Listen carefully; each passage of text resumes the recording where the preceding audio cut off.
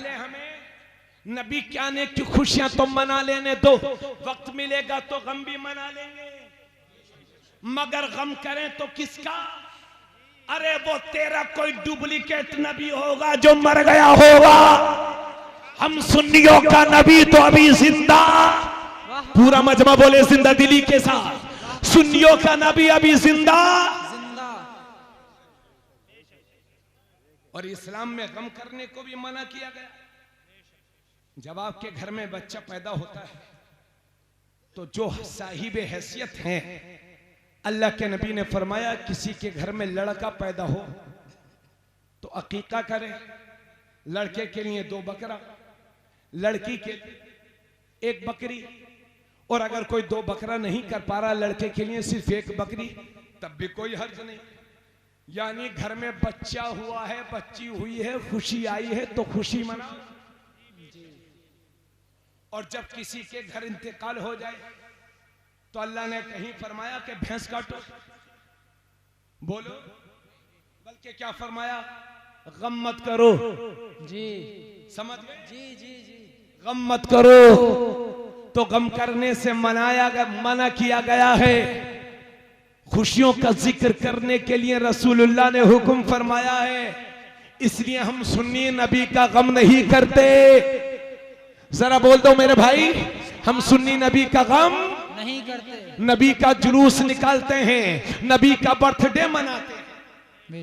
हजरत बड़ी तवज्जो सुनिएगा, इंशाल्लाह मजा आ जाएगा। तकरीर का इस वक्त शबाब है, बिल्कुल इंशाल्लाह ईमान में ताज़गी है। तो पहली बात तो यह है कि हुजूर ने उस दिन पर्दा नहीं फरमाया। दूसरी बात है कि मान ही लो अगर पर्दा फरमाया तो आना पहले होता है, जाना बाद।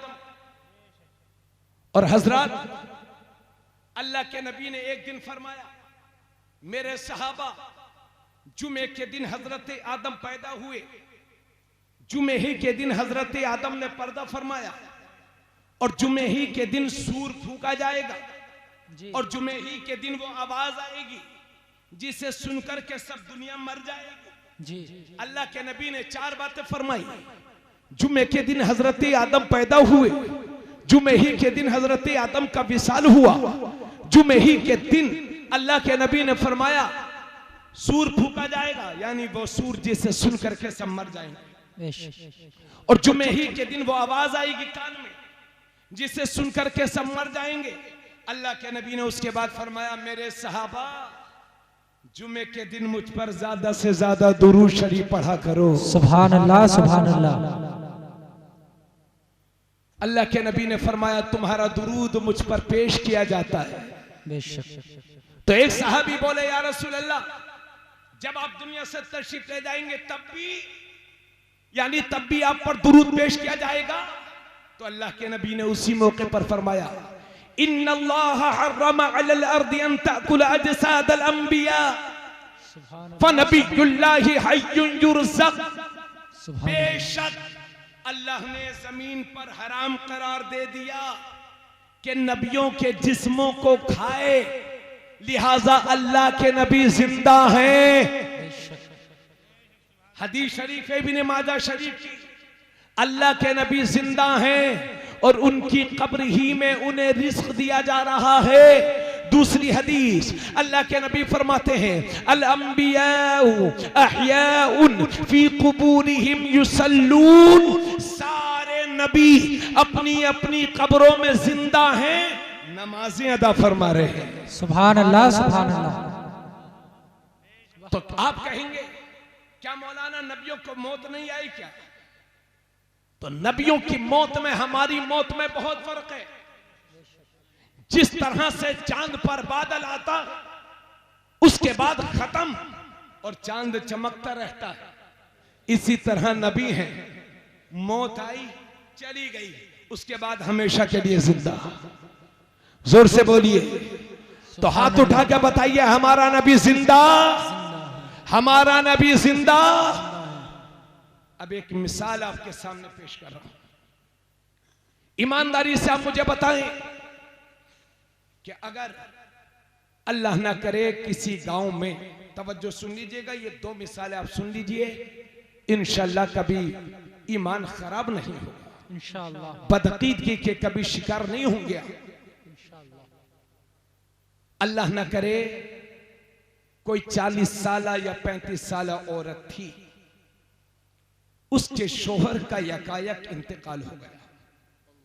अल्लाह ना करे ये किसी के साथ हादिसा पेश आवे, मगर जिसकी जितनी सांसें हैं वो उतना ही जिंदा रहेगा। ठीक है ना? अब मुझे आप बताएं, किसी भी औरत का एक शोहर है, न उसने तलाक दी है और न उसका इंतकाल हुआ, तो क्या कोई औरत दूसरा निकाह कर सकती है? नहीं कर सकते। एक शोहर के रहते हुए दुनिया की कोई भी औरत किसी दूसरे मर्द के निकाह में नहीं रह सकती। क्यों? क्योंकि अभी पहला शोहर जिंदा है। हजरात तवज्जो, अल्लाह ना करे किसी बहन के 40 साल 35 साल औरत थी, शोहर का इंतकाल हो गया। अब उस औरत की इद्दत कितनी? तो अगर वो औरत उम्मीद से है तो वज़े हमल यानी बच्चा जब पैदा हो जाएगा इद्दत पूरी। शोहर का इंतकाल हुआ और वो उसके पेट में 2 महीने का बच्चा है, तो 7 महीने के बाद जब बच्चा पैदा हुआ तो ये 7 महीने पूरे इद्दत में।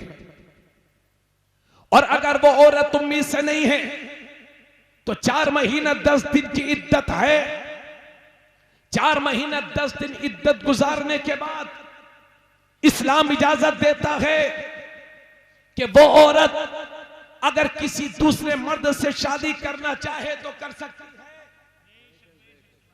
फिर सुन लो, किसी के शोहर का इंतकाल हो गया तो अगर वो उम्मीद से है तो इद्दत है उसकी वज़े हमल।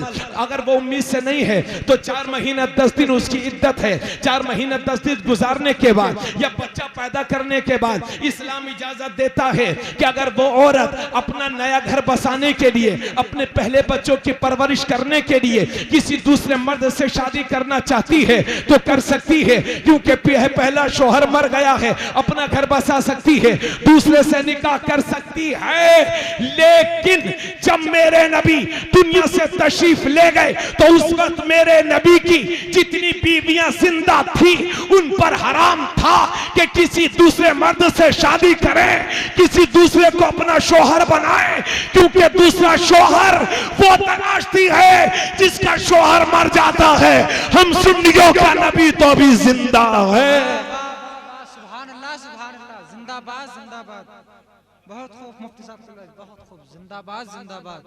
सुभान अल्लाह सुभान अल्लाह। जोर से बोलिए सुभान अल्लाह सुभान अल्लाह। मेरे नबी की जितनी बीवियां उस वक्त हयात थी उन पर हराम था किसी दूसरे मर्द से शादी करें, क्योंकि हमारा नबी अभी जिंदा। और हजरत ये जो आप गुंबदे खजरा देख रहे हैं ना, ये क्या है? ये हजरत आयशा का हुजरा है। इसी हुजरे के अंदर मेरे नबी हजरत आयशा के साथ आराम फरमाते थे। ये हजरत आयशा का रूम है, ये उनका हुजरा है। और जब मेरे नबी दुनिया से तशरीफ ले गए तो मेरे नबी के तशरीफ ले जाने के बाद मेरे नबी का जिस्म पाक इसी हुजरे के अंदर 3 दिन तक रखा रहा और किसी ने भी हुजूर की नमाज़े जनाजा नहीं पढ़ाई। और अगर कोई कहता है कि हुजूर की नमाज़े जनाजा पढ़ाई गई है तो मैं पूछना चाहता हूँ उस इमाम का नाम क्या है जिसने हुजूर की नमाज़े जनाजा पढ़ाई है? किसी ने भी हुजूर की नमाज़े जनाजा न पढ़ी न पढ़ाई, बल्कि क्या हुआ, अल्लाह के हुक्म से फरिश्ते आए और चारों तरफ से घेर करके अस्सलातु वस्सलामु अलैका या रसूल अल्लाह, अस्सलातु वस्सलामु अलैका या नबी अल्लाह। उसके बाद फरिश्ते चले गए तो अरब के मर्द आए, अस्सलातु वस्सलामु अलैका या रसूल अल्लाह, अस्सलातु वस्सलामु अलैका या नबी अल्लाह। उसके बाद अरब की औरतें आई, अस्सलातु वस्सलामु अलैका या रसूल अल्लाह, अस्सलातु वस्सलामु अलैका या नबी अल्लाह। उसके बाद अरब के बच्चे आए, अस्सलातु वस्सलामु अलैका या रसूल अल्लाह, अस्सलातु वस्सलामु अलैका या नबी अल्लाह। सब आते गए, घेर करके सलाम पढ़ते गए और जाते गए। किसी ने भी न मना न हुजूर की नमाज जनाजा न किसी ने पढ़ी न किसी ने पढ़ाई, क्योंकि नमाज जनाजा उसकी होती है जो मर जाता है। हम सुन्नियों का नबी तो अभी जिंदा है। नाराए तकबीर, नाराए रिसालत, नाराए गौसियत, मसलके आला हजरत, मोहसिन इंसानियत कॉन्फ्रेंस, अराकीन कमेटी, नाराए तकबीर, नाराए। तो हम जिंदा नबी का गम नहीं, यही तो वजह है कि हम सब वलियों का उर्स करते हैं और हुजूर का बर्थडे मनाते हैं। हालांकि सब वली जिंदा है मगर नबी सबसे बड़ा जिंदा है। जिस तरह से वो सबसे बड़े रसूल हैं इसी तरह से वो सबसे बड़े। तो आखिर बात क्या है? ये क्यों नहीं मानते हैं नबी जिंदा है? सुन्नी क्यों मानते हैं नबी जिंदा है? हालांकि इनका भी मौलवी है, हमारे पास भी अहमद रजा हैं, आला हजरत हैं, तो ये मुर्दा क्यों मानते हैं? हम सुन्नी जिंदा क्यों मानते हैं? तो वजह उसकी यह है कि इनके मौलवी इस्माइल देहलवी ने इन्हें यही सिखाया है कि नबी मर के मिट्टी में मिल गए, तो ये कह रहे हैं मुर्दा हैं। और हमारे आला हजरत ने हमें यह सिखाया है कि तू जिंदा है वल्लाह, तू जिंदा है वल्लाह, मेरे चश्मे आलम से छुप जाने वाला। जिंदाबाद जिंदाबाद, बहुत खूब, सुभान अल्लाह सुभान अल्लाह। अब मैं अल्लाह ना करे किसी के घर चोरी हो गई, चोर पकड़ा गया, अब लुटिया चोर कम है, अब पढ़े लिखे इंजीनियर डॉक्टर हैं चोर। वरना एटीएम मशीन से आपके अकाउंट से ये लाख लाख रुपया क्या कोई जाहिल चोर सफा कर रहा है? अब तरक्की कर ली है चोरों ने भी जी। हाँ, प्रमोशन हो गया। पहले लुटिया चोर थे, समझ गए, अब लुटिया चोर नहीं। पकड़ा गया चोर, प्रधान जी के यहाँ लाया गया, सब गांव वाले बोले चोरी की है, बोला नहीं की है। गांव वाले जानते हैं इसी ने की है, तो बोले कसम खाएगा? तो बोला हाँ मुझे अल्लाह की कसम है, अल्लाह की कसम मैंने। गांव वाले बोले छोड़ो इसको, अल्लाह की कसम खा लिए, चलो छोड़ो। तो एक बार ही अल्लाह की कसम काफी होती है। आला हजरत ने 2 बार ली है अल्लाह की कसम। बोले तू जिंदा है वल्लाह, वल्लाह के माना होता है खुदा की कसम। तू जिंदा है वल्लाह, तू जिंदा है वल्लाह, मेरे चश्मे आलम, चश्म के माना आंख, आलम के माने दुनिया, यानी मेरी दुनिया भी आंख से छुप जाने वाले। तू जिंदा है वल्लाह, तू जिंदा है वल्लाह, मेरे चश्मे आलम से छुप जाने वाले। हजरत वहाबियों के मौलवी इस्माइल देहलवी ने लिखा नबी मर के मिट्टी में मिल गए, माज़अल्लाह। तो उसका नतीजा देखो कि खुद मौलवी इस्माइल देहलवी मर के मिट्टी में मिल गया जी। आज तक मौलवी इस्माइल देहलवी की कब्र का अता पता नहीं है, क्योंकि उसने नबी को मुर्दा कहा तो खुद मुर्दा। आला हजरत बोले जिंदा है नबी, तो कोई दिन ऐसा नहीं है जिस दिन आला हजरत के मजार पर चादर ना चढ़ाई जा रही हो। क्या बात है, बहुत खूब। क्योंकि जिसकी जैसी फिक्र उसका ऐसा ही नतीजा हजरत। तो इसलिए हम गम नबी का नहीं करते, और ये भी तो सरापा झूठ है। गम वही करता है, तवज्जो चाहूंगा, जो खुशियां मनाता है। जैसा कि आपके पीर साहब आपके घर आए, अपनी जान से ज्यादा आदमी अपने पीर को चाहता है। बहुत दिनों के बाद पहली बार पीर आया, मुरीद देख करके खुश, रोने लगा, मगर ये आंसू खुशी के थे। हजरत रोने लगा। अब पीर साहब ने बता दिया कि मैं जाने वाला हूं असर के बाद। मुरीद गिड़गिड़ाया, सरकार कल को मेरे बेटे का निकाह पढ़ाना। कहा 1 मिनट नहीं रुकूंगा। अब मुरीद ने खाना छोड़ दिया, पीना छोड़ दिया, रो रहा है। क्यों? जब पीर साहब आए थे तो खुश था, अब जा रहा है तो अब जा रहे हैं तो गम है। समझ गए ना आप? आने की खुशी, जाने का गम भी वही मनाता है जिसे आने की खुशी होती है। जब इस आधा पजामा एंड कंपनी को नबी के आने की खुशी ही नहीं है तो ये जाने का गम क्या करेंगे।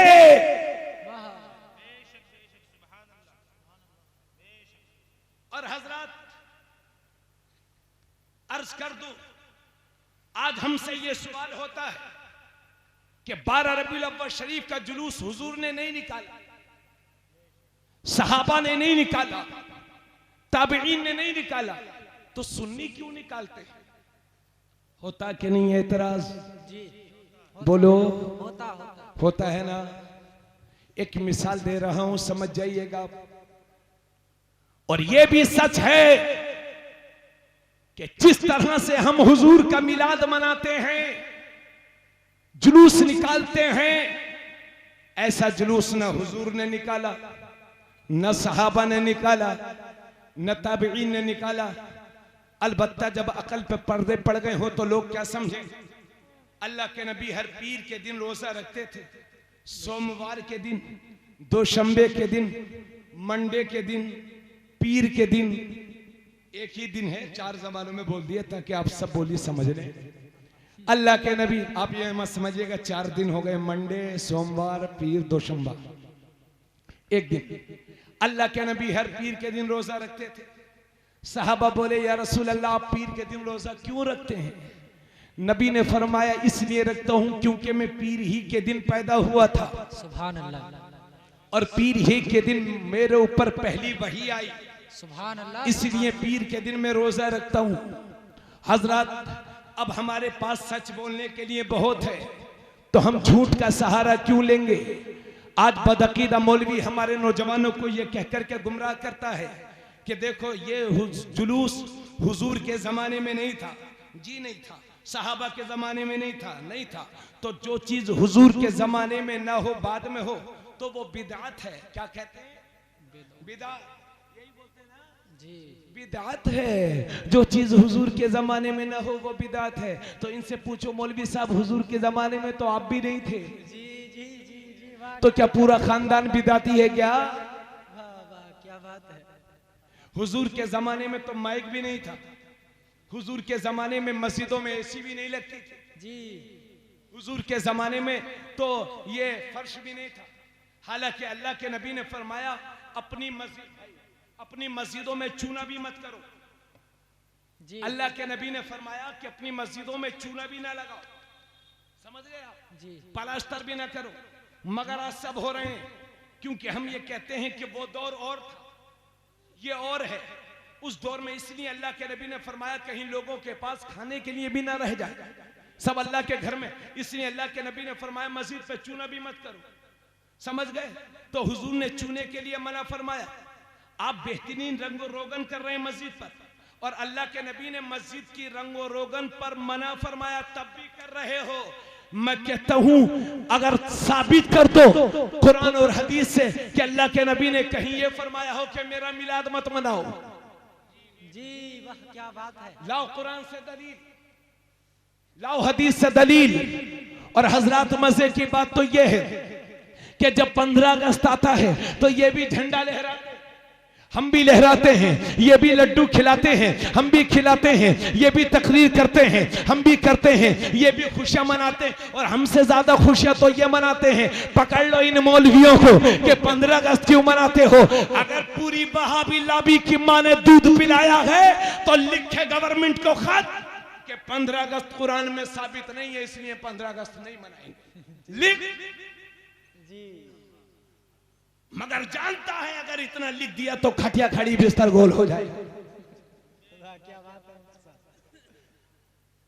हमने कहा तब क्यों मनाता है? बोले इसलिए मनाते हैं 15 अगस्त, इसलिए लड्डू बांटते हैं 15 अगस्त को कि हुजूर के हिंदुस्तान आजाद हुआ था, अंग्रेज हाकिम थे, हिंदुस्तान आजाद हुआ था, आजादी मिल गई है, खुशी मिल गई है, तो झंडा लहराते हैं, लड्डू बांटते हैं, खुशियां मनाते हैं। तो इन जालिमों को बता दो, हम 15 अगस्त इसलिए मनाते हैं कि ये हिंदुस्तान आजाद हुआ था, और 12 रबीउल नूर इसलिए मनाते हैं कि ये सारा जहान आजाद हुआ था, ये पूरी दुनिया आजाद। सुभान अल्लाह, सुभान अल्लाह, जिंदाबाद जिंदाबाद। बहुत खूब। क्या कुरान में कहीं लिखा है प्रधान जी? क्यों भाईजान? कुरान में कहीं लिखा कि 15 अगस्त मनाओ? नहीं लिखा। सन 47 से शुरू हुआ। अब इनसे पूछो क्यों मनाते हो 15 अगस्त? दुनिया जिस लिए 15 अगस्त मनाती है इसलिए हम सुन्नी 12 रबीउन नूर मनाते हैं। बेशक। इस सिलसिले की आखिरी बात, सवाल यह है कि जब हुजूर ने जुलूस नहीं निकाला तो हम क्यों निकालते हैं? ताबईन ने नहीं निकाला तो हम क्यों निकालते हैं? और यह भी याद रहे कि हुजूर के विसाल के 500 साल के बाद शाह अरबुल ने पहली बार जुलूस निकाला और एक किताब लिखी हुजूर की शान में, हुजूर की मिलाद पर इब्ने बाहिया ने, तो उसे हजारों अशरफियों का नजराना दिया। सुभान अल्लाह, सुभान अल्लाह। समझ गया? जी हज़रत। ईमानदारी से आपको बात समझ में आ जाएगी। अल्लाह ना करे किसी आदमी का इंतकाल हो गया जो मैन आदमी है। दूसरी मिसाल है ये इंतकाल के हवाले से, मगर चूंकि ये इसी ताल्लुक से है इसलिए मैं पेश कर रहा हूं। घर का मैन आदमी है कोई आदमी, 8 दिन के बाद बेटे की बारात जानी है। यकायक 8 दिन पहले बाप का इंतकाल हो गया, तो मुझे बताओ कि 8 दिन के बाद जो शादी होने वाली थी वो होगी? टल जाएगी ना, आगे बढ़ जाएगी। 1 महीना, 2 महीना, 6 महीना, 1 साल, क्योंकि घर का मैन आदमी इंतकाल कर गया। और यह भी याद रखिए कि शख्सियत जितनी बड़ी होती है गम भी उतना ही बड़ा होता है। बरेली में कोई आम आदमी इंतकाल करता है तो आपको खबर तक नहीं होती, और ताजुल शरिया पर्दा फरमा गए तो पूरा हिंदुस्तान बरेली आ गया। क्यों? क्योंकि शख्सियतें जितनी बड़ी उनका गम भी उतना ही बड़ा।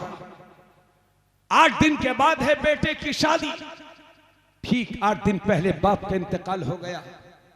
ईमानदारी से कहूं तो वो शादी 1 साल के 6 महीने के लिए आगे बढ़ेगी। घर में चूल्हा नहीं जल रहा था, उस घर में आंखों में आंसू थे। 1 साल के बाद वो लड़का जिसकी शादी होने वाली थी दूल्हा बन के गया, मिल गया मुझे। मौलाना साहब अस्सलाम वालेकुम। मैंने कहा वालेकुम सलाम। मैंने कहा भाई तुम्हें शर्म नहीं आती? तुम्हारे बाप के इंतकाल हुआ और तुम दूल्हा बन के चले आए।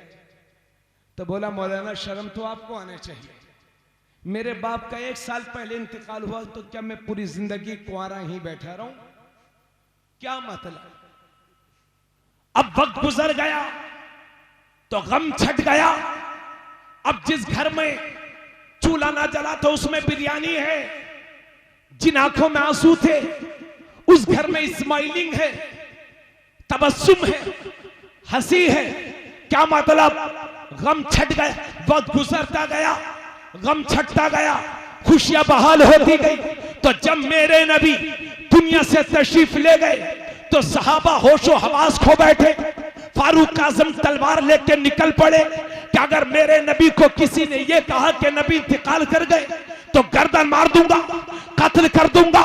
मगर जैसे जैसे वक्त गुजरता गया, गम छटता गया, खुशियां बहाल होती गई, तो आम आदमी के गम को खत्म होने में महीनों लगते हैं, मेरे नबी के गम को खत्म होने में सदियां लग गई, सालों लग गए। मगर जैसे जैसे वक्त गुजरता जा रहा है मैं तो देख रहा हूं कि गम छटता जा रहा है, नबी का मिलाद बढ़ता चला जा रहा है, नबी का जुलूस बढ़ता चला जा रहा है।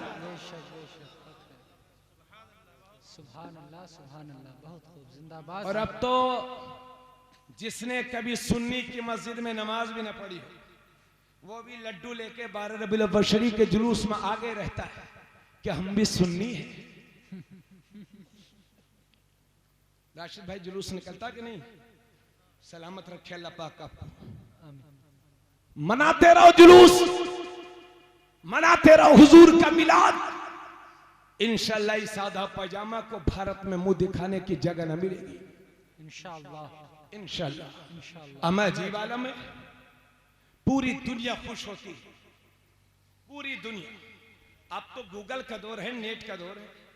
मिस्र में जुलूस निकलता है, यमन में, इराक में, और अभी आपने यूट्यूब में देखा होगा कि हुजूर के रोजे पर भी सलातो सलाम पढ़ा गया 11 रबीउल अव्वल शरीफ, सऊदी अरब में भी।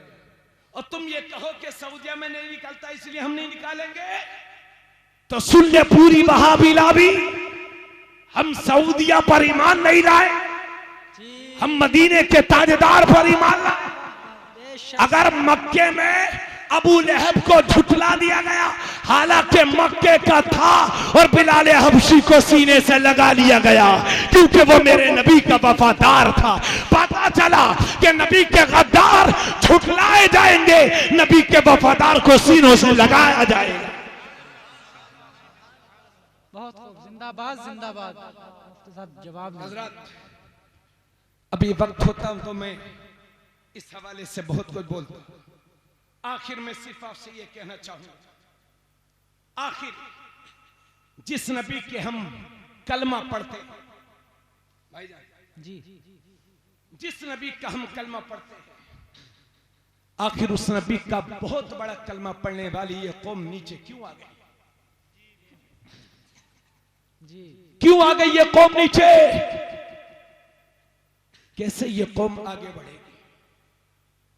कैसे हमारी नौजवान नस्ल आगे बढ़ेगी? याद रखिए, हम उस नबी के मानने वाले हैं जिसने जब मक्के में ऐलान नबुव्वत किया था तो सिर्फ 17 लोगों को लिखना आता था। कितने लोगों को? 17 लोगों को लिखना आता था। 40 साल की उम्र में ऐलान नबुव्वत किया हुजूर ने। हालांकि ये नहीं है 40 साल में नबी बने, ऐसा नहीं है। नबी तो जब बने जब मुल्ला भी नहीं था। जी, बेशक। 40 साल की उम्र में जब नबी ने ऐलान नबुव्वत किया तो सिर्फ 17 लोगों को लिखना पढ़ना आता था। और वही मेरे पैगंबर जब 23 साल की तबलीग करके दुनिया से रुखसत होते हैं तो 1.25 लाख साहबे किराम के हाथ कलम से सजे हुए थे। सुभान अल्लाह, सुभान अल्लाह। जिन्हें लिखना भी आता था, जिन्हें पढ़ना भी आता था। अल्लाह के नबी ने फरमाया, इल्म हासिल करो, अगरचे तुम्हें चीन का सफर करना पड़े। और जंगे बदर के मैदान में 70 काफिरों का कत्ल हुआ और 70 काफिर गिरफ्तार हुए। जो लोग फिदिया दे के आजाद हो गए, अल्लाह के नबी ने फिदिया लिया, उनको आजाद कर दिया। और जो लोग फिदिया देने के लायक नहीं थे, अल्लाह के नबी ने फरमाया, इनमें जो लोग पढ़े लिखे हैं उनकी जिम्मेदारी यह है कि मुसलमानों के बच्चों को पढ़ाए और लिखाए। सुभान अल्लाह, सुभान अल्लाह। समझ गए भाई? अल्लाह के नबी ने फरमाया, तलबुल इल्मी अला कुल्ली फरीदत अला कुल्ली मुस्लिम व मुस्लिम, तलबुल इल्मी फरीदतुन अला कुल्ली मुस्लिम व मुस्लिमा। हर मुसलमान पर फर्ज है, चाहे वो औरत हो चाहे मर्द, इल्म दीन का हासिल करना फर्ज है। तो क्या मतलब? हर आदमी मौलवी बन जाए? हदीस की रोशनी में हर आदमी मौलवी बन जाए? जी हाँ। क्या परेशानी है?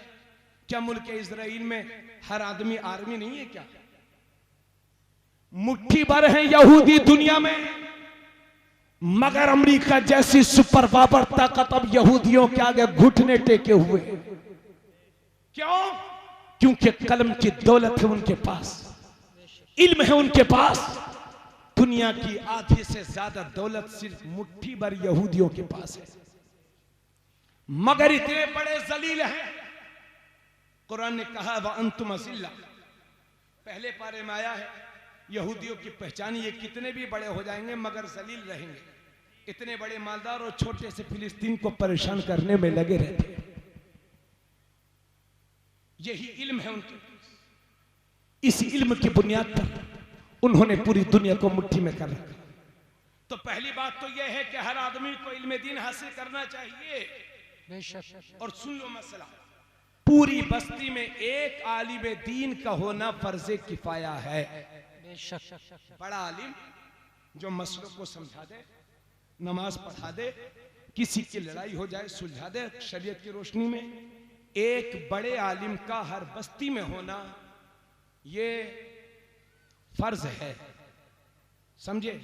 जिस तरह से नमाज जनाजा फर्ज किफाया है, यानी चंद आदमियों ने भी पढ़ ली तो पूरी बस्ती गुनाहों से पाक साफ, और अगर किसी ने नहीं पढ़ी तो पूरी बस्ती गुनहगार। इसी तरह से अगर पूरी बस्ती में एक अच्छा आलिम दीन नहीं हुआ तो पूरी बस्ती को गुनाह मिलेगा, पूरी बस्ती गुनहगार होगी। तो एक आलिम का होना फर्ज किफाया और अपनी जरूरत के मुताबिक इल्म सीखना यह है फर्ज ऐन। जैसे कोई जूता की दुकान करता है तो जूते के कुल मसाइल जानना उस पर फर्ज है। कोई किसान है तो किसान को कुल मसाइल जानना किसानी के ये फर्ज है। कोई कपड़ा बेचता है तो कपड़े के कुल मसाइल जानना ये फर्ज है। मगर अफसोस की बात यह है कि जिस दीन में सबसे ज्यादा तालीम पर जोर दिया गया, उसी दीन के मानने वाले तालीम के मामले में सबसे पीछे। जी, 1 करोड़ की बिल्डिंगें बनाने वालों, 50 साल के बाद ये बिल्डिंग जमीन पर आ जाएगी। यही 1 करोड़ रुपये अपने बच्चों की तालीम पर खर्च कर दोगे तो आपकी नस्लें शानदार इमारतें बनाती रहेंगी। क्या है इलाज इस कौम मुस्लिम के उरूज पाने का? क्या है इलाज? ये कौम कैसे आगे बढ़ेगी? तो मैं कहता हूं अपने बच्चों को पढ़ाओ लिखाओ, यही एक वाहिद इलाज है। अगर आपको कोई तरक्की दिला सकती है तो आपकी काबिल औलाद आपको तरक्की दिला सकती है। लेकिन अफसोस की बात यह है कि हमारे बहुत सारे लोग ये सोचते हैं कि जो बच्चे इंग्लिश पढ़ते हैं, जो बच्चे यूनिवर्सिटीज में पढ़ते हैं, हमारे उलमा उनकी मुखालफत करते हैं। जो बच्चे स्कूलों में पढ़ते हैं, हमारे उलमा उनके मजाक उड़ाया करते हैं। उन उलमा इंग्लिश की मुखालफत करते हैं, उलमा स्कूल में पढ़ने वालों की मुखालफत करते हैं। तो भाई, मिंबर रसूल पर मैं 100 बार अल्लाह की कसम लेकर के कहता हूं कि हम बीमार होते हैं तो हमें डॉक्टर्स भी चाहिए, हम घर बनाते हैं तो हमें इंजीनियर्स भी चाहिए, हम बाहर जाते हैं तो हमें इंग्लिश टीचर्स भी चाहिए। तो हम इनकी मुखालफत नहीं करते, मगर मैं ये चाहता हूं कि हमारा इंजीनियर हो तो ऐसा हो कि दुनियावी इंजीनियर बाद में हो, रसूलुल्लाह का सच्चा गुलाम पहले हो। मैं ये चाहता हूं हमारा डॉक्टर हो तो ऐसा हो कि तबीब जिस्मानी बाद में हो, तबीब रूहानी पहले हो। मैं ये चाहता हूं हमारा मास्टर हो तो ऐसा हो कि दुनियावी किताब बाद में पढ़े, अल्लाह की किताब पहले पढ़े। वाह वाह वाह वाह, सुभान अल्लाह सुभान अल्लाह, जिंदाबाद जिंदाबाद। दोस्तों, आपके मोहल्ले में कोई बच्चा जा रहा है, आपका बच्चा तो पढ़ रहा है मौलाना मोहम्मद अली जौहर यूनिवर्सिटी में, किसी पड़ोसी का बच्चा सर्दी में उसके पास पहनने के लिए कपड़े भी नहीं है, और आप देख रहे हैं उसका जहन बड़ा अच्छा है, तो खुदा के वास्ते अल्लाह को गवाह बना करके उस बच्चे की तालीम की जिम्मेदारी आप उठा लो। ये मत सोचो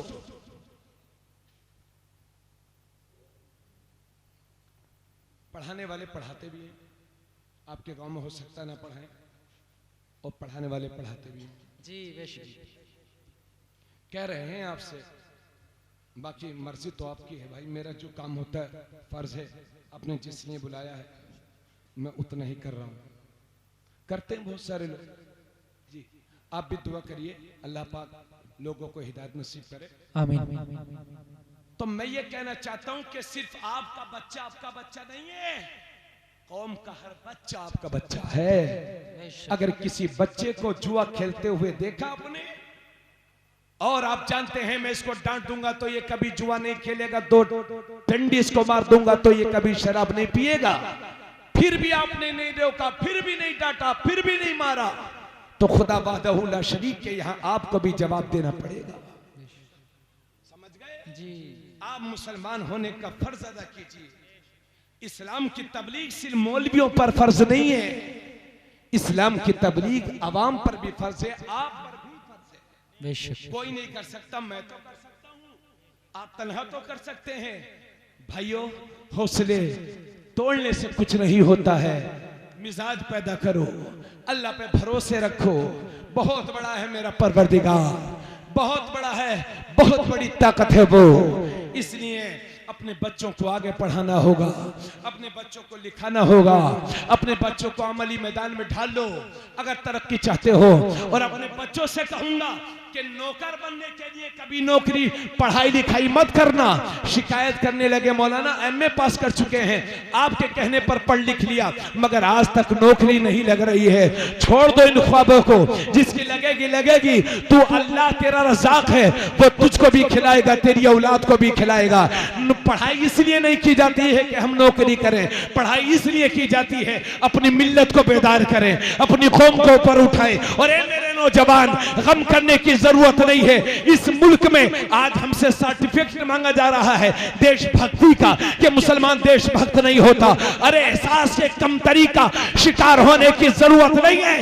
ये लाल किला जिस पर देश का प्रधानमंत्री खड़े होकर झंडा लहराता है, ये किसी के बाप की निशानी नहीं है, ये हमारे भाई की निशानी है। और आगरा के ताजमहल के गेट पर कुरान की लिखी हुई आयतें ये बताने के लिए काफी हैं कि ये किसी बुत परस्त की निशानी नहीं, मोहम्मद के गुलाम की निशानी है, मोहम्मद के गुलाम की निशानी। नारे तकबीर, नारे रिसालत, नारे गौसियत, मसलक आला हजरत, मोहसिन इंसानियत कॉन्फ्रेंस, नारे तकबीर, नारे रिसालत। आखिर में ये रुमाल फैला करके भीख मांगता हूं मेरे भाई, इल्म की भीख।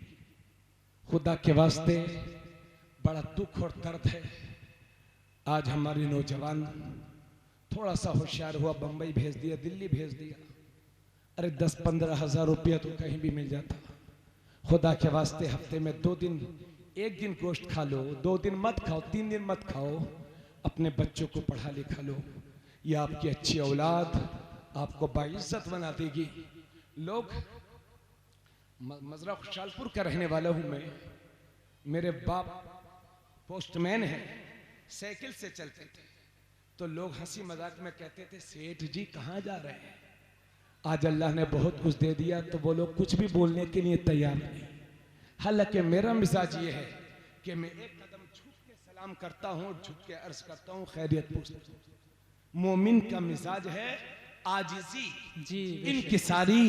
अल्लाह ने जरा सी दौलत दे दी है, गेहूं धान ज्यादा पैदा हो गया है तो पूरे गांव वाले मुझे सलाम करें, मैं किसी को ना करूं।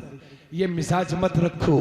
मौला अली फरमाते हैं मुनाफिक है वो जो इंतजार करे कि लोग मुझे सलाम करें, और मोमिन वो है जो बढ़ करके पहले सलाम करे। सुभान अल्लाह, सुभान अल्लाह।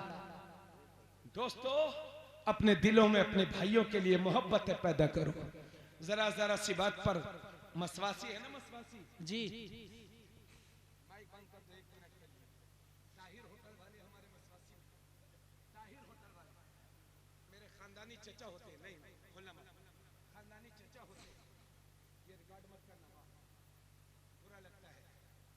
एक आदमी आया, एक लड़का मोटरसाइकिल से, तो ताहिर चचा का लड़का खड़ा हुआ, बस उसको मोटरसाइकिल थोड़ी समझ में आए तो दिल से दुआ कर दीजिएगा। मेरे तवज्जो से सुन लीजिए।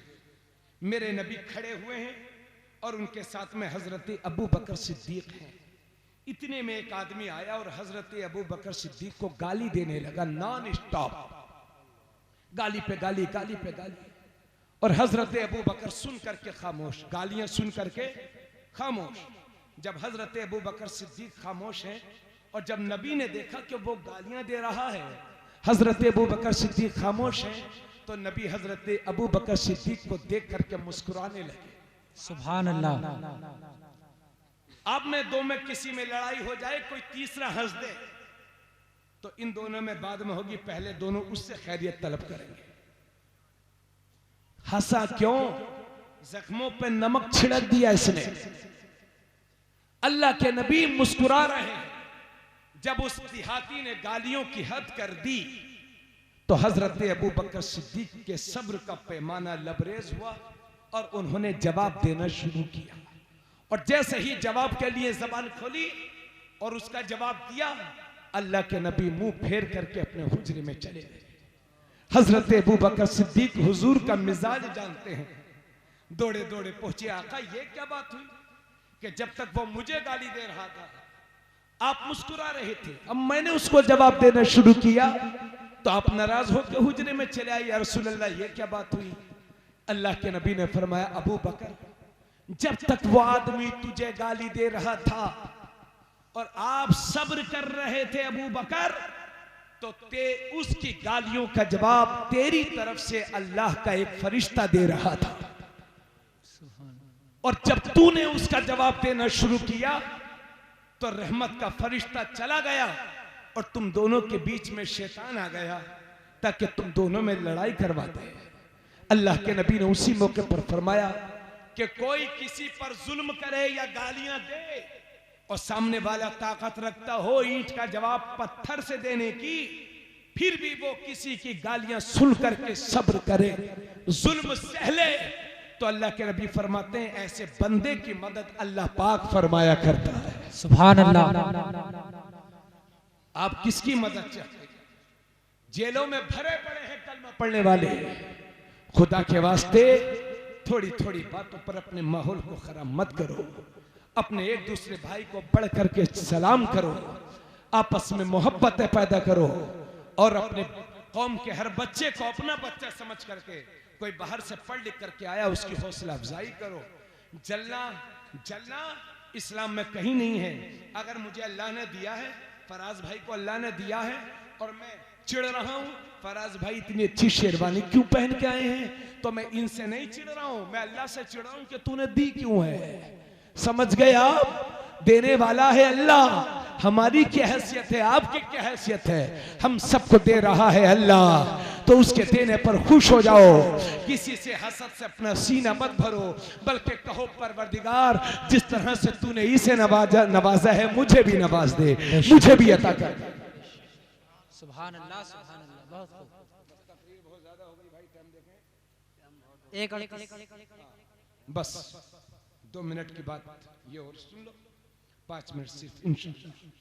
खास तौर से हमारे घरों की ये बेपर्दगियां, हालांकि इस पर काफी बोलना है, यूट्यूब में आप इस उन्वान पर मेरी तकरीरें सुन सकते हैं जी, लेकिन इस मौके पर मैं ये कहूंगा कि आज हमारे बच्चे इसलिए अच्छे नहीं हैं, इसलिए कि हमारी बेटियों ने, बहनों ने, माओं ने आज जो बच्चों को पाल रही हैं वो गानों के साए में मोबाइल दे दिया बच्चे के हाथ में, बस बच्चा मस्त है।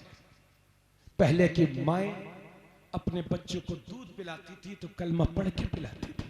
बेशक। इन आधी आधी आस्तीन के कपड़ों ने और टी शर्ट ने हमारे मुआशरे को बर्बाद करके रख दिया है।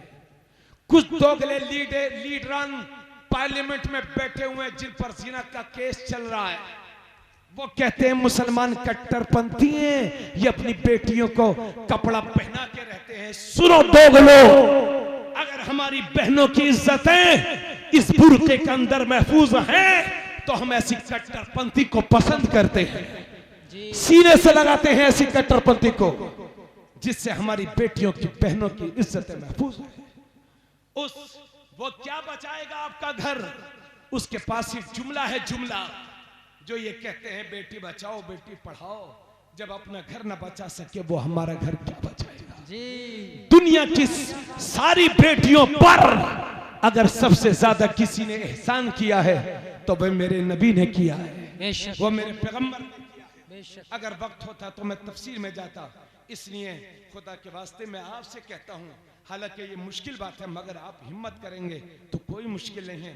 अपनी बेटियों से कहो बेटी आधी आधी आस्तीन के कपड़े नहीं पहनते, ये टी शर्ट नहीं पहनते, क्योंकि जब माएँ अच्छी होती हैं तभी तो बेटा भी अच्छा होता है। वो भी तो एक माँ थी जिसका बेटा पहले दिन मदरसा पढ़ने गया, उस्ताद ने फरमाया पढ़ो बेटा बिस्मिल्लाहिर्रहमानिर्रहीम, तो उस बच्चे ने शुरू किया अल्हम्दुलिल्लाहि रब्बिल आलमीन इला आखिरी अलिफ लाम मीम ज़ालिकल किताबु ला रैब फीह इला आखिरी सयक़ूलु सुफ़हाउ मिनन नासि मा वल्लाहुम अन क़िबलतिहिम अल्लती कानू अलैहा इला आखिरी। उस्ताद ने सिर्फ बिस्मिल्लाह पढ़ाया, गौसे आज़म ने 18 पारे सुना दिए। सुभान अल्लाह। तो उस्ताद मुस्कुरा के बोले बेटा पढ़ने आए हो कि पढ़ाने आए हो, क्लास देने आए हो कि क्लास लेने आए हो, सीखने आए हो कि सिखाने आए हो? बेटा ये 18 पारे तुमको कहां से याद हो गए? तो हम सबके गौस कहते हैं उस्ताद मोहतरम, मामला ये है कि जब मैं अपनी माँ के पेट में था तो मेरी माँ 18 पारों की हाफिजा है। सुभान अल्लाह। काम करती थी तो कुरान का दौर भी किया करती थी और अब्दुल कादिर उसे याद करता हुआ चला जाता था। सुभान अल्लाह, सुभान अल्लाह। इसलिए अपनी बेटियों से कहो, अपनी बहनों से कहो, अपनी बहनों से जो तालपुर की सरजमीन पर अपने घरों में मेरी तकरीर सुन रही हैं, अपनी उन बहनों से कहूंगा, मेरी बहन इस्लाम को तेरे सपोर्ट की जरूरत है। तेरी गोद से हमें अच्छे अफराद चाहिए, तेरी गोद से हमें वो अफराद चाहिए जो दीन में भी हमारी क़यादत करें और दुनियावी एतबार से भी हमारी क़यादत करें। ऐसे अफराद की हमें जरूरत है। आखिर मैं ये कहना चाहूंगा मेरे भाई, जब माएँ अच्छी होती हैं तभी तो बेटा भी अच्छा होता है। माँ जब नेक होती है तो बेटा बरेली का ताजुश शरिया होता है। माँ जब नेक होती है तो बेटा हाफिजा जमालुल्लाह होता है। माँ जब नेक होती है तो बेटा साबिर कलयरी होता है। माँ जब सैयदा नेक होती है तो बेटा दिल्ली का निजामुद्दीन होता है। माँ जब सैयदा होती है तो बेटा गरीब नवाज होता है। माँ जब उम्मुल खैर होती है तो बेटा गौसे आज़म होता है। और माँ जब फातिमा होती है तो बेटा हुसैन होता है, बेटा हसन होता है। सुभान अल्लाह, सुभान अल्लाह। जिंदाबाद, वहदहुल ला शरीक इस जलसे को सलामत रखे। मौला करीम इस पूरे तालबपुर की बस्ती को सलामत रखे। आमीन। आपको फिर एक बात मुबारकबाद पेश। उम्मीद करता हूँ इंशाअल्लाह अपने घरों से बेपर्दगी आप दूर करेंगे इंशाअल्लाह। बताओ भाई मुझे, आप ये निजाम जो बिगड़ा हुआ चल रहा है ये बहुत बड़ी रुकावट है कि नहीं? जी बोलो भाई। हमारी बहनें इतनी सीधी हैं, उनसे कहो बहनियां फुल आस्तीन पहन लो तो वो मौलवी लोगों को गाली देने लगती हैं। उनको समझाओ बेटी ये जो कपड़ा है ना आधी आस्तीन का, इसे पहनेगी तो यहूदी खुश होंगे, ईसाई खुश होंगे। और अच्छा लिबास जिससे पूरा तन बदन ढक जाए उसे पहनेगी तो हुजूर खुश होंगे, इमाम हुसैन खुश होंगे, गौसे आज़म खुश होंगे। तालपुर वालों अल्लाह आपको सलामत रखे। नबी का ये मिलाद हर साल करते रहना। मैं जानता हूँ कितनी मेहनत पड़ती है चंदा वसूलने में। राशिद भाई, हाफिज राशिद और हमारे राशिद भाई और हमारे प्रधान जी और कमेटी के हर मेंबर को, फारूक भाई को, कमेटी के हर मेंबर को दिल की अता गहराइयों से मुबारकबाद पेश करता हूँ। मेरी जबान पर आपका नाम नहीं आया लेकिन अल्लाह आपका नाम भी जानता है, आपका काम भी जानता है। खुलूसुलिल्लाहियत के साथ नबी का ये मिलाद करते रहो, इनमें होने वाले जिक्र पर अमल करते रहो। इंशाअल्लाह जिंदगी कामयाब हश्र तक डालेंगे हम। पैदाइश मौला की धूम मिसले फारिस नजद के किले गिराते जाएंगे। खाक हो जाएंगे अदू जलकर मगर हम तो रजा, दम में जब तक दम है जिक्र उनका सुनाते जाएंगे। वमा अलैना इल्लल बलाग। अस्सलामु अलैकुम व रहमतुल्लाहि व बरकातुहू।